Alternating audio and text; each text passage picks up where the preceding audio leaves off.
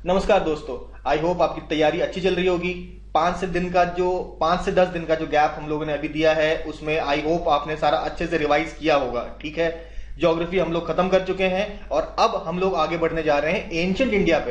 हालांकि ancient India के कुछ पार्ट्स हम लोग कवर कर चुके हैं, मौर्यंस तक का हम लोग फिनिश कर चुके हैं, लेकिन मौर्यंस के बाद पूरा जो एंशिएंट इंडिया अभी हम लोग लगातार कवर करने वाले हैं। ठीक है, और क्या क्या हम लोग पढ़ेंगे? हम लोग बेसिकली थ्योरी तो पढ़ेंगे ही, सारी थ्योरी देखेंगे, सारे इंपॉर्टेंट क्वेश्चंस देखेंगे और इन लेक्चर्स में आप देखेंगे एक नया पोर्शन ऐड किया गया है, वो है एमसीक्यूज का। ढेर सारे एमसीक्यूज, करीबन 450 से 500 आपके मल्टीपल चॉइस क्वेश्चंस कराकर आपको एकदम अच्छे से आपका एंशिएंट इंडिया रिवाइज भी किया जाएगा और कुछ नई नई बातें भी हम लोग सीखेंगे, नए नए पॉइंटर्स जो कि इंपॉर्टेंट क्वेश्चंस है एग्जाम पॉइंट ऑफ व्यू से, उनको भी हम लोग डिस्कस करेंगे। ठीक है, करीबन 500 के आसपास एमसीक्यूज है। ये एक नया हम लोग एडिशन कर रहे हैं। ठीक है, आई होप आपको ये हमारा एफर्ट पसंद आएगा। तो बिना किसी देरी के स्टार्ट करते हैं हमारे एंशिएंट इंडिया का पहला सेशन।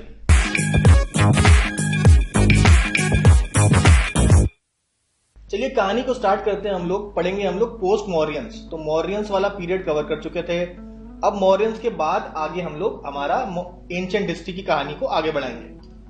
देखिए, अगर हम बात कर रहे हैं मौर्यंस की और मौर्यंस के लास्ट रूलर की बात करनी पड़ेगी ना, तो मौर्यंस के लास्ट रूलर कौन थे? वो थे बृहद्रथ। बृहद्रथ को 187 बीसी में आपको मार दिया था किसने? पुष्यमित्र शुंग ने। बेसिकली बृहद्रथ का जो जनरल था, कमांडर इन चीफ था, उसका नाम था पुष्यमित्र शुंग। तो अपने ही जनरल ने अपने राजा बृहद्रथ को मार दिया और मारने के बाद चालू किया शुंग डायनेस्टी। तो पुष्यमित्र शुंग के बाद जितने भी रूलर्स होंगे वो बनाएंगे आपके शुंग डायनेस्टी। ठीक है, और शुंग डायनेस्टी का जो लास्ट रूलर था वो था देवभूति। चलो ये तो हमने शॉर्ट इंट्रोडक्शन देखा, इसको थोड़ा अच्छे से देखेंगे हम लोग शुंग डायनेस्टी को। ठीक है, तो पुष्यमित्र शुंग जब राजा बनता है तो बना देता है अपना जो कैपिटल है वो हो जाता है पाटलिपुत्र को अपना कैपिटल बनाता है। ठीक है, तो शुंग डायनेस्टी की अगर हम बात करें तो टोटल 111 साल तक शुंग डायनेस्टी ने रूल किया था। वो बेसिकली ब्राह्मण्स होते। ठीक है, शुंग डायनेस्टी में आपके 10 राजा हुए और आखिरी राजा का नाम, जैसा कि हम लोग पहले भी बात कर चुके हैं, वो था देवभूति। ठीक है, अब ये शुंग डायनेस्टी की बारे में जो हमें इंफॉर्मेशन किस चीज से मिलती है, तो इंफॉर्मेशन कई सारी किताबों के से हमें शुंग डायनेस्टी के बारे में पता चलता है, जैसे कि बाण भट्ट का हर्षचरित्र। उसके बाद उपनिषदों से पता चलता है। कौन सा उपनिषद? बृहदारण्यक उपनिषद में भी शुंग डायनेस्टी का मेंशन है। इसके अलावा पाणिनि का अष्टाध्यायी और कालिदास का जो फेमस प्ले मालविका अग्निमित्रम, इसमें इन सारी किताबों में आपका शुंग डायनेस्टी का मेंशन है। इसके अलावा कुछ ऐसे अकाउंट्स है, बुद्धिस्ट अकाउंट्स, तो उसमें आपका दिव्यवादन एक बुद्धिस्ट अकाउंट है जिसमें ऐसा लिखा था कि जो पुष्यमित्र शुंग था वो बुद्धिज्म के प्रति थोड़ा सा हेट्रेड रखता था, तो और काफी सारा क्रुएल्टी उसने बुद्धिस्ट लोगों के खिलाफ किया था। ऐसा मेंशन कहां पर है? दिव्यवादन में। इसके अलावा बुद्धिस्ट स्कॉलर तारानाथ ने भी क्या कहते हैं मेंशन किया था about the Shunga dynasty. Next बात करते हैं हम लोग, अब राजाओं की बात करेंगे हम लोग। शुंग डायनेस्टी में कौन कौन से राजाओं के बारे में पढ़ना है वो देखते हैं। तो देखिए, किसी भी डायनेस्टी के बारे में बात करनी है तो एक तो बुक से पता चलता है हमें, जो अभी हमने लास्ट स्लाइड में देखा कौन कौन सी किताबों में शुंग डायनेस्टी के बारे में मेंशन था। इसके अलावा इंस्क्रिप्शंस भी तो होते हैं। तो अयोध्या का स्टोन इंस्क्रिप्शन जो राजा धना के द्वारा, धनादेव कह लीजिए या राजा धना कह लीजिए, उनके द्वारा भी मेंशन्ड है अबाउट पुष्यमित्र शुंग। और ऐसा कहा गया है इन्होंने 2 अश्वमेध यज्ञ करवाए थे पुष्यमित्र शुंग ने। और पुष्यमित्र शुंग के टाइम पे आपके पतंजलि भी थे जिन्होंने महाभाष्य लिखा। ठीक है, और अगर इनके पॉलिटिकल विक्ट्रीज की बात करें तो इन्होंने जो ग्रीक किंग थे डिमिट्रियस, तो बेसिकली वहां पे आप देख सकते हैं कि जब अलेक्जेंडर चला जाता है तो अलेक्जेंडर के बाद कई सारे ग्रीक रूलर्स ने रूल किया आपका नॉर्थ वेस्ट वाले रीजन में। तो वहीं का एक रूलर था डिमिट्रियस, ग्रीक किंग था, उसको पुष्यमित्र शुंग ने हराया। और पुष्यमित्र शुंग का मेंशन जैसा कि हमने बताया मालविका अग्निमित्रम में भी है। तो क्या लिखा है मालविका अग्निमित्रम में? तो यहाँ पे मेंशन्ड है कि पुष्यमित्र शुंग की एक लड़ाई हुई थी विद यज्ञसेन। यज्ञसेन आपका राजा ऑफ विदर्भ था और पुष्यमित्र ने यज्ञसेन को लड़ाई में हरा दिया। ऐसा कहां पे मेंशन्ड है? मालविका अग्निमित्रम किताब में मेंशन्ड है। तो ये बात होगी पुष्यमित्र शुंग की। अब यहां पे आप कहेंगे कि ये देखो मालविका अग्निमित्र लिखा है, तो अग्निमित्र के बारे में बात होना चाहिए। तो ये तो पुष्यमित्र के बारे में जो आप बता रहे हैं कि भाई मालविका अग्निमित्रम में पुष्यमित्र शुंग का मेंशन है। तो हाँ, बेसिकली अग्निमित्र कौन था? अग्निमित्र पुष्यमित्र शुंग का लड़का ही था। तो उसके बारे में ये किताब लिखी गई है, उसमें ऑब्वियसली पिताजी का मेंशन तो होगा ही, तो इसलिए पुष्यमित्र शुंग का भी मेंशन था इस बुक में। तो बात करते हैं इसके बेटे की। पुष्यमित्र शुंग का लड़का था अग्निमित्र शुंग। तो अग्निमित्र शुंग जैसा कि हम लोग जानते हैं मालविका अग्निमित्र कालिदास की किताब है, इसका मेन हीरो था आपका अग्निमित्र।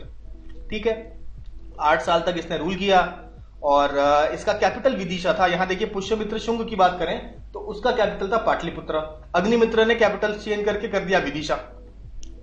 अग्निमित्र की 3 रानियां हो करती थी, धारिणी, इरावती और थर्ड है मालविका। मालविका इंपॉर्टेंट है क्योंकि मालविका के ऊपर ही लिखी गई है मालविका अग्निमित्रम कालिदास के द्वारा, और बताया गया इस बुक में कि जो मालविका थी वो थी प्रिंसेस ऑफ विदर्भ और अग्निमित्र कौन थे, वाइसरॉय ऑफ विदिशा। अच्छा, इससे पहले हमने देखा मालविका अग्निमित्र में क्या मेंशन्ड है, तो अग्निमित्र के पिताजी थे पुष्यमित्र शुंग, उसने विदर्भ के राजा को यज्ञसेन को ही तो हराया था, और उसी विदर्भ की जो प्रिंसेस थी वो थी कौन, मालविका। मालविका की शादी हो जाती है अग्निमित्र के साथ। तो ये पूरा थोड़ा बहुत कहानी है इसमें, तो इस पे नहीं जाते हैं ज्यादा, अब आगे बढ़ते हैं। तो ये सारा हुआ, आपके टोटल 10 किंग्स थे, ठीक है, 112 साल का रूल था, और फिर जाके आखिरी रूलर थे आपके देवभूति, जिसको मार दिया किसने, वासुदेव कन्वा ने। तो कहानी चालू हुई थी मौर्यंस के बाद आते हैं आपके शुंग, और शुंग के बाद नेक्स्ट जो है आपके वो आते हैं कन्वा। तो जो कन्वा डायनेस्टी थी, कन्वा डायनेस्टी में 4 आपके मेन रूलर्स हैं जिसके बारे में बात करनी है। एक है वासुदेव कन्व, फिर भूमिपुत्र कन्व, नारायण कन्व, और लास्ट में सुशर्मा। तो ये याद रखना है, आखिरी सुशर्मा और पहला वासुदेव कन्व। तो वासुदेव कन्व ने आपका कहा कि कैपिटल हमारा दोबारा से पाटलिपुत्र होगा, तो पाटलिपुत्र कैपिटल कर दिया। और आपके कन्वा डायनेस्टी के रूलर्स को पुराणों में भी उनका मेंशन पाया गया है, और उनको बोला गया है शुंग भृत्या बोला गया है। ठीक है, और कहा गया है कि देखिए वासुदेव जो है, जो फाउंडर थे कन्वा डायनेस्टी के, उनका जो he was the descendant of Rishi Kanva के डिसेंडेंट थे आपके वासुदेव।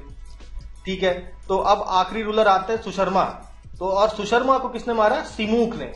ठीक है, अब सिमूक बेसिकली आपका सतवाहना रूलर था, और सतवाहना जो है साउथ इंडिया के फेमस रूलर्स हुआ करते थे।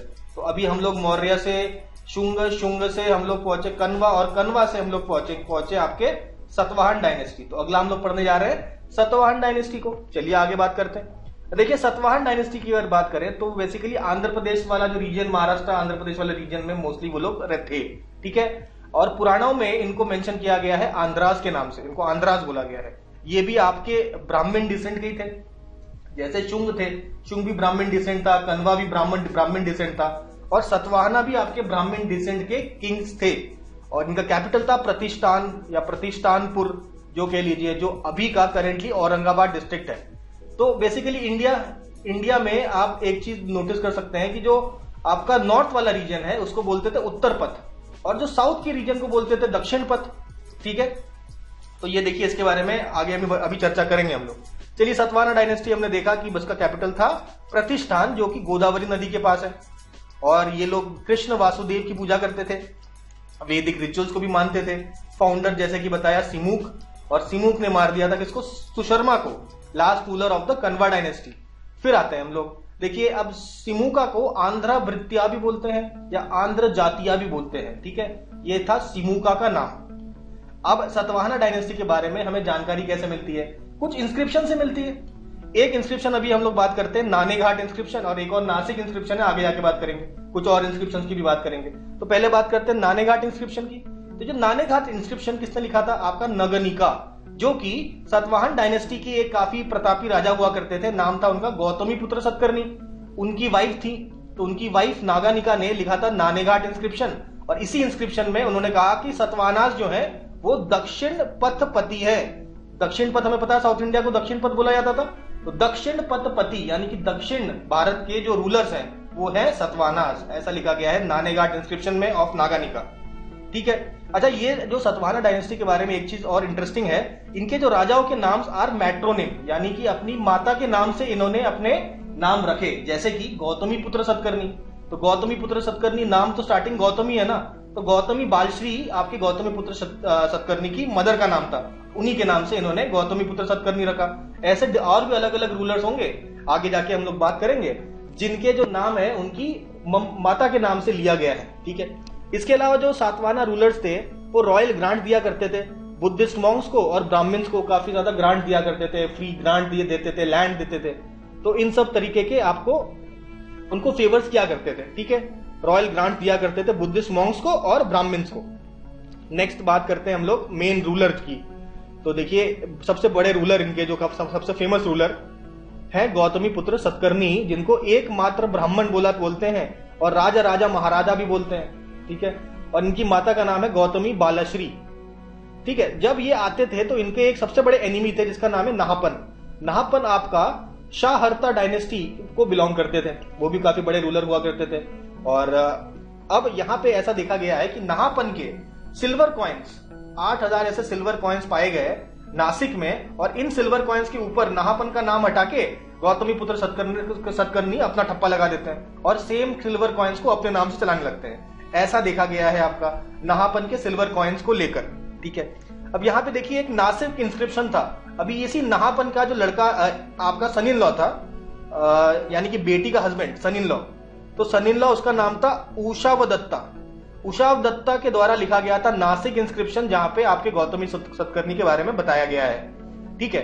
गौतमी सतकर्णी ने इन द एंड नाहपना को हरा दिया था, ठीक है। तो ये सब मेंशन्ड है आपका उषावदत्ता का नासिक इंस्क्रिप्शन में, ठीक है। तो गौतमी पुत्र सतकर्णी के बाद अगला बड़ा रूलर आते हैं वशिष्ठ पुत्र पुलमवी। अब देखिए नाम गौतमी पुत्र, इनका नाम क्या है वशिष्ठी पुत्र, तो इनकी माताजी का नाम वशिष्ठी रहा होगा, तो वशिष्ठी पुत्र पुलमवी, ठीक है। इनके कॉइन्स आपके आंध्र प्रदेश में मिलते हैं। और वशिष्ठ पुत्र पुलमवी, वशिष्ठी पुत्र पुलमवी के बारे में ऐसा लिखा गया है कि उन्होंने शादी करी थी रुद्रदमन के बेटी से। ऐसा कहां पे मेंशन्ड है, जूनागढ़ रॉक इंस्क्रिप्शन रुद्रदमन के द्वारा लिखा हुआ, मतलब रुद्रदमन के टाइम पे जूनागढ़ के में इंस्क्रिप्शन लिखवाया गया और उसमें ऐसा मेंशन था कि वशिष्ठी पुत्र पुलमवी की शादी हुई थी रुद्रदमन की बेटी के साथ। और देखिए उस समय आपका वशिष्ठी पुत्र पुलमवी के टाइम पे सतवाहनास और शकास की लड़ाई होती रहती थी, और जो शका रूलर रुद्रदमन है उन्होंने सतवाहनास को 2 बार हरा चुका है बैटल में, लड़ाई में। अच्छा एक चीज और, सातवाहन के टाइम पे ऐसा पता चला हमें कि आपका ये लोग मैरीटाइम ट्रेड करते थे, यानी कि समुद्र के ऊपर ट्रेड। भाई ट्रेड करने के लिए या तो आप क्या कहते हैं लैंड रूट का इस्तेमाल करिए या तो सी रूट का इस्तेमाल करिए। तो सी रूट का इस्तेमाल करके जो आप ट्रेड करते हैं उसी को बोला जाता है क्या मैरीटाइम ट्रेड। तो क्या मैरीटाइम ट्रेड करते थे? बिल्कुल करते थे। कैसे पता? कुछ ऐसे सिक्के मिले हैं जैसे आप यहाँ पे देख रहे हैं जहां पे आपका एक शिप की फोटो लगी हुई है, शिप की पिक्चर है कॉइन पे। तो इससे हमें ये पता चलता है कि भैया मैरीटाइम ट्रेड ये लोग किया करते थे। और इनके जो कॉइन्स है आपके आंध्र प्रदेश, महाराष्ट्र, एमपी, गुजरात में मिलते हैं। तो हमें पता चलता है भाई सतवाहना डायनेस्टी का जो फैलाव था आंध्र प्रदेश, महाराष्ट्र, एमपी और गुजरात में भी था, ठीक है। लेकिन भाई शकाओं के साथ लड़ाई करके इनको काफी ज्यादा लैंड को अपना लूज करना पड़ा, ठीक है। जो कि बाद में आपका यज्ञश्री सतकर्णी रूलर जब बनते हैं 165 टू 194 एडी में, तो कुछ एरिया वो रिकवर करते हैं, जैसे कि मालवा रीजन और जो कोंकण कोस्ट का रीजन है उसको वापस रिकवर करते हैं यज्ञश्री सतकर्णी। यहां पे आप फिर देख रहे हैं अपने माताश्री के नाम से रखा हुआ है यज्ञश्री सतकर्णी, ठीक है। तो फिर आते हैं हम लोग, अच्छा अभी ये जो रूल करते थे साउथ इंडिया में हम जानते हैं कि हमारा डेक्कन प्लेट्यू है जो कि मिनरल रिच है। तो देखिए यहाँ पे आयरन ओर का इस्तेमाल करते थे, आयरन को निकालते थे ये लोग। करीमनगर में एक ओर है और वारंगल का ओर से, जो कि आपका मेगालिथिक पीरियड में है, ठीक है। तो यहां से आयरन निकालते थे। और gold mine, Kolar gold mine, जहां से आज भी गोल्ड को निकाला जाता है, तो उसका भी इस्तेमाल ये लोग करते थे। लेकिन इनको गोल्ड कॉइन छापते हुए नहीं देखा गया। इसका मतलब यह है जो गोल्ड निकालते थे बहुत ज्यादा मात्रा में नहीं था, ठीक है।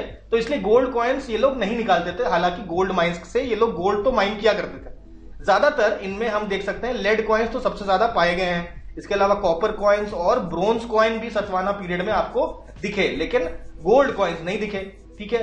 इसके टाइम का अगर हम लोग स्ट्रक्चर बताएं, फ्यूडल स्ट्रक्चर, तो सबसे ऊपर होता था राजा, राजा के अंडर होता था महाभोज और उसके नीचे होता था सेनापति। तो ये आपका हायरार्की का स्ट्रक्चर हुआ करता था। तो ऑफिशियल लैंग्वेज क्या था सतवाहना टाइम में? तो ऑफिशियल लैंग्वेज था प्राकृत।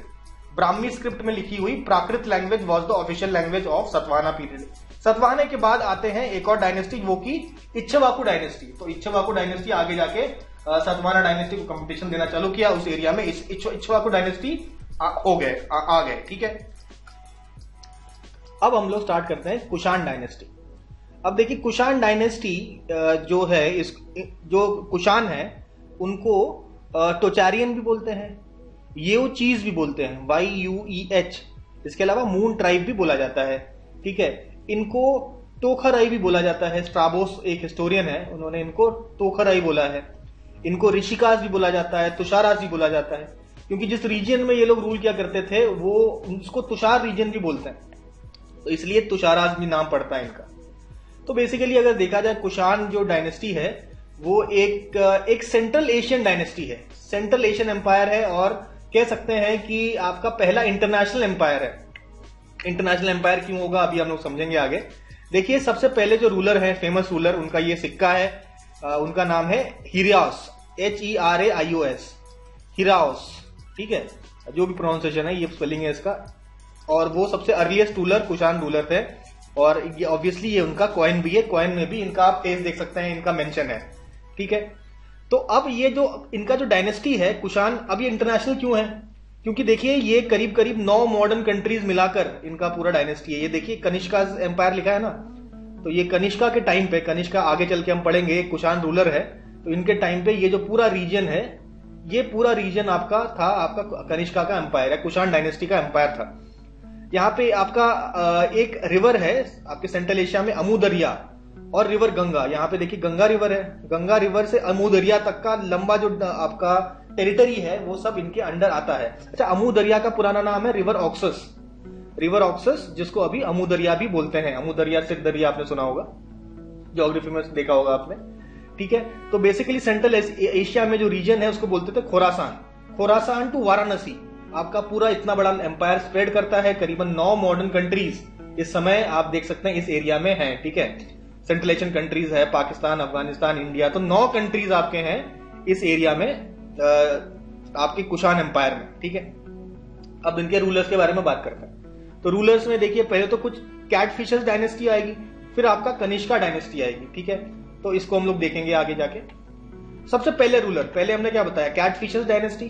तो कैटफिशर्स डायनेस्टी में सबसे पहले रूलर जो है उनका नाम है कजूला कैटफिशस या कैटफिशस 1। तो आपके सेंट्रल एशियन ट्राइब यूची ट्राइब को इन्होंने, इनके 5 क्लैंस को इनको जोड़ा, इनको यूनाइट किया, और धीरे धीरे अपना एम्पायर उसके बाद बिल्ड करना चालू किया। और कजूला कैटफिशर्स ने कुछ टाइटल्स अपने लिए रखे, जैसे कि धर्माथीडा, सच्चा धर्माथीडा, महाराजा धीराज, और ये तो टाइटल हो गए। और इन्होंने कश्मीर कैप्चर कर लिया, काबुल कैप्चर कर लिया, कांधार कैप्चर कर लिया, ये सब एरियाज आपके कैप्चर कर लिया, ठीक है। और इनके जो कॉइन्स थे, देखिए अभी भी गोल्ड कॉइन्स का प्रचलन तो अभी तक नहीं हुआ है, ठीक है। इंडिया में गोल्ड कॉइन्स का प्रचलन नहीं हुआ है। कुशानास के टाइम पे गोल्ड कॉइन्स हम लोग देखेंगे आगे चल के, लेकिन करेंटली कजूला कैटफिशेस भी आपका गोल्ड कॉइन्स का इस्तेमाल नहीं करते हैं, कॉपर कॉइन्स का इस्तेमाल करते हैं। बेसिकली रोमन कॉपर कॉइन्स, जिसको आउरेई कॉइन्स बोलते हैं, इसी का कॉपी बनाते थे ये लोग, मतलब इसी कॉइन की कॉपी बनाते थे और अपने किंगडम में इस प्रकार के कॉइन्स का इस्तेमाल करते थे, कॉपर से बना हुआ, ठीक है। और ऐसे जो कॉपर कॉइन्स हैं कजूला कैटफिशर्स के टाइम पे, ये हिंदू कुश माउंटेन के साउथ में आपके पाए गए। इसका मतलब हिंदू कुश के साउथ में भी इनकी टेरिटरी थी, और इनका एसोसिएशन जो था बुद्धिज्म के साथ था, ठीक है। इनका एसोसिएशन आप बुद्धिज्म के साथ आप देख सकेंगे। इसके बाद अब कौन कौन से रूलर्स ने रूल किया इन कुषाण डायनेस्टी, इसका मेंशन्ड आपका है रबाटक इंस्क्रिप्शन, अफगानिस्तान में मिलता है हमको रबाटक इंस्क्रिप्शन। इस इंस्क्रिप्शन में जीनियोलॉजी ऑफ कुषाण किंग्स दी गई है। जीनियोलॉजी का मतलब यह है कि भाई पहला राजा कौन, उसके बाद नेक्स्ट राजा कौन, उसका पूरा लिस्ट दिया हुआ है। तो ये लिस्ट में हिरास है, फिर कजूला कैटफिशेस जो कि हमने अभी पढ़ा, इसके बाद इनके बेटे वीमा टाको और वीमा कैटफिशेस आगे आते हैं, और उसके बाद कनिष्का। तो ये जो पूरी जो आपकी जीनियोलॉजी है ये आपका राबाटक इंस्क्रिप्शन में मेंशन्ड है, ठीक है। तो कजूला कैटफिशेस के बाद आपके वीमा टाक्टो आते हैं। उसके बाद जो इंपॉर्टेंट रूलर है जिन्होंने कुषाण किंगडम को, डायनेस्टी को और ज्यादा स्ट्रॉन्ग बनाया है, वो है आपका वीमा कैटफिशेस, जिनको हम कह सकते हैं is the real founder of Kushan dynasty. अब ये जो वीमा कैटफिशेस थे ये शिवा के डिवोटी थे, और इन्होंने खुद को प्रोक्लेम किया एज महेश्वरा टाइटल लिया इन्होंने अपने लिए। और वीमा कैटफिशेस वो पहले व्यक्ति होते हैं जिन्होंने गोल्ड कॉइन स्टार्ट किया इंडिया में। तो गोल्ड कॉइन इन्होंने इंट्रोड्यूस किया, कॉपर कॉइन्स भी साथ में थे, और इन कॉइन्स में आप शिव जी की पिक्चर देख सकते हैं, शिव जी का त्रिशूल देख सकते हैं, और आपका नंदी महाराज बुल भी देख सकते हैं, बुल, ट्राइडेंट और शिवा। ये तीनों आपको दिखेंगे इन द कॉइन्स ऑफ वीमा कैटफिशेस। ये प्रूव करता है कि भाई ये शिव जी को मानते थे, शिव जी के बड़े भक्त थे, डिवोटी थे। और वीमा कैटफिशेस के टाइम में इंडस नदी के ईस्ट में भी इनका साम्राज्य फैलने लगा। ठीक है, तो अच्छा, और जैसा कि हम लोगों ने अभी बताया, सबसे पहले कुषाण रूलर बनते हैं जिन्होंने गोल्ड कॉइन्स लॉन्च किया आपका इंडिया में। तो इनका जो रूल था वो 64 to 78 AD था वीमा कैटफिशेस का। अब आगे बढ़ते हैं, तो इस तरीके से आपका, अच्छा, जो वीमा कैटफिशेस के बारे में और बात करते हैं कुछ, तो बाइलैंग्वेज स्क्रिप्ट के कॉइन्स यूज होते थे। तो ये आखिरी किंग बनते हैं जो यूज करते हैं बाइनरी लैंग्वेज के स्क्रिप्ट, यानी कॉइन्स में खरोष्टी लैंग्वेज में भी लिखा रहता था, यूनानी लैंग्वेज में भी लिखा रहता था। ठीक है, तो ये आखिरी कुषाण रूलर थे। इसके बाद ये देखिए बाइलैंग्वेज स्क्रिप्ट का जो सिस्टम है वो खत्म हो गया बिना वीमा कैटफिशेस के बाद। तो इनके टाइम पे दो ट्रैवलर्स, काश्यप मतंग और धर्मरत्न को ये लोग, इन्होंने चाइना भेजा था बुद्धिज्म को प्रमोट करने के लिए इन चाइना। ठीक है, याद रखिए कौन, काश्यप मतंग और धर्मरत्न। देखिए फिर आते हैं कनिष्क। ठीक है, फिर बड़े रूलर आते हैं आपके कनिष्क, और कनिष्क ने टाइटल लिया था देवपुत्रा का। सेकंड अशोक भी बोला जाता है कनिष्क को। और कनिष्क के कॉइन्स में आप देखेंगे कि यहां पे देखिए बुद्ध की फोटो लगी है और ये कनिष्क है। तो Kanishka wearing a peaked helmet, ये देखिए हेलमेट पहना हुआ ना, पीक्ड हेलमेट बोलते हैं इसको, ये हेलमेट पहना हुआ है, पीक्ड हेलमेट। और कॉइन के दूसरी तरफ आप देख सकते हैं बुद्धा की मूर्ति है और इनके सर पे हेलो है। ठीक है, बुद्धा इन स्टैंडिंग पोस्चर विथ हेलो।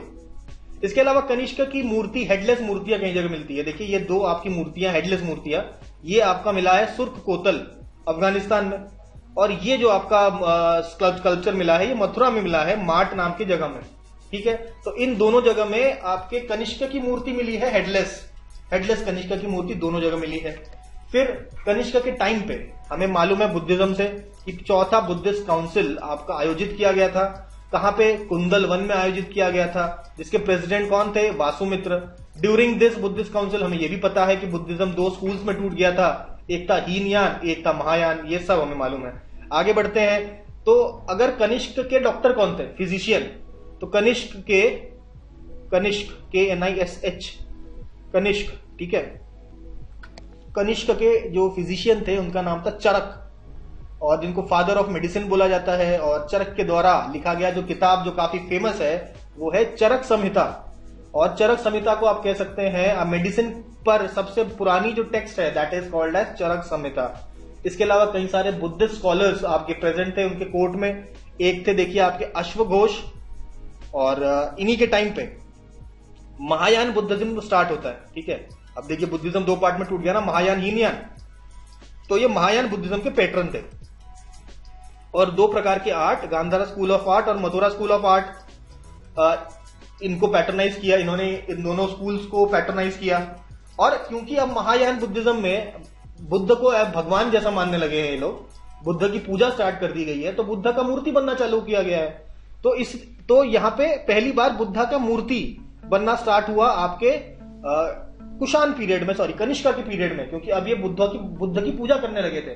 ठीक है, तो इन्होंने बुद्धा का आइडल्स कंस्ट्रक्ट करना स्टार्ट किया। इसलिए कंसेप्ट आया कि अगर आपसे पूछे सबसे पहले आइडल वर्शिप किसने स्टार्ट की किसी क्वेश्चन में, तो आप बुद्धिज्म मार्क कर सकते हैं। ठीक है, बुद्धिज्म मार्क कर सकते हैं कि सबसे पहले आइडल वर्शिप बुद्धिज्म में चालू होता है। ठीक है, फिर हम लोग बात करते हैं कैपिटल्स की। आपसे पूछा जाए कि भाई कुषाण में कनिष्क का कैपिटल कौन था, तो एक था पेशावर, एक था मथुरा। इतना बड़ा एम्पायर है, इसको संभालने के लिए दो कैपिटल्स थे, एक पुरुषपुर, आज का करेंटली जो पेशावर है वो कनिष्क के टाइम पे उसको पुरुषपुर बोलते थे, और मथुरा। तो ये दो कैपिटल थे आपके कनिष्क के।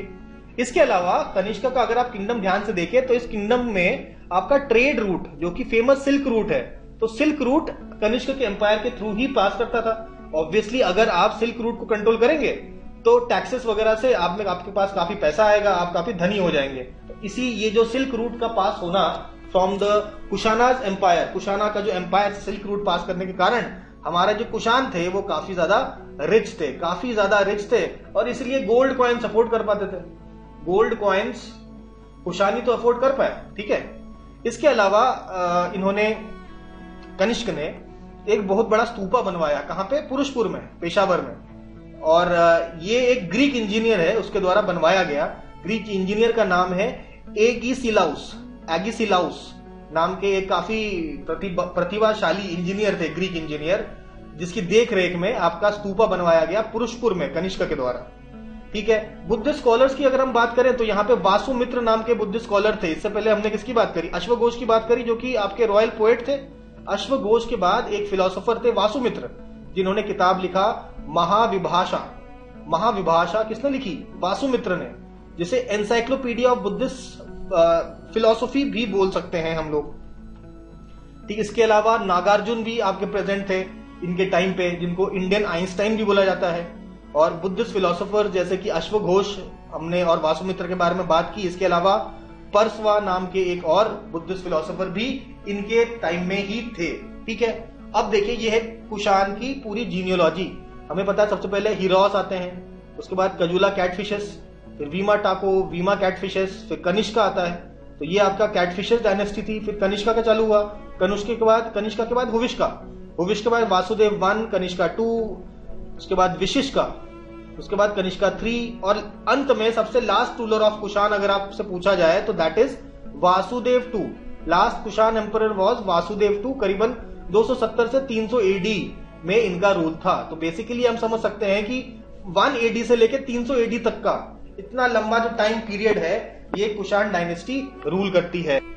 यहाँ पे एक और चीज नोटिस अगर आप करें तो जो ये जो पीरियड है ना, कनिष्का के टाइम वाला पीरियड, इस समय साउथ इंडिया में सतवाहनास थे ना। आप हमने साउथ इंडिया में सतवाहनास थे, और नॉर्थ इंडिया में आप देख सकते हैं कौन थे? आपका कुषाण एम्पायर था। ये तो मेजर एम्पायर्स थे ड्यूरिंग द सेम पीरियड। ठीक है। तो सतवाहनास भी हम लोगों ने देख लिया और कुषाण भी हम लोग ने देख लिया।